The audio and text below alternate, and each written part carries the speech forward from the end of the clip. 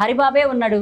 హరిబాబుకి ఇప్పుడు వాళ్ళ అమ్మాయి ఎంత సపోర్ట్ చేయకపోతే అంత ప్రేమించి ఆ అమ్మాయి కోసం చనిపోతానే ఆత్మహత్య కూడా సిద్ధపడి ఆమెని ఇష్టపడి పెళ్లి చేసుకొని 5 నెలలు ప్రెగ్నెంట్ అయిన అమ్మాయిని చంపాడు అంటే అంత క్రూర మొగంలాగా. అలాంటివన్నీ మనం ఏం చేస్తే ఆ అమ్మాయి బ్రతికొచ్చిద్ది, ఏం చేసినా రాదు. కానీ ఆ తల్లి కడుపు కొత్త జీవితాంతం ఉండిపోద్ది కదా. అలాగే ఆ తల్లి కూడా వాళ్ళ కొడుకుని ఈ తల్లి కన్నట్టే కదా ఆ తల్లి కూడా కన్నది.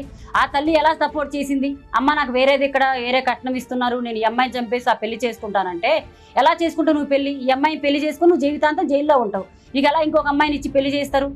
నీకు ఆ చిన్న లాజిక్ మర్చిపోయి ఎందుకు ఇట్లా క్షణికావేశంలో డబ్బుల కోసం ఆశపడి ఒక నిండు ప్రాణాన్ని తీసేస్తున్నారు?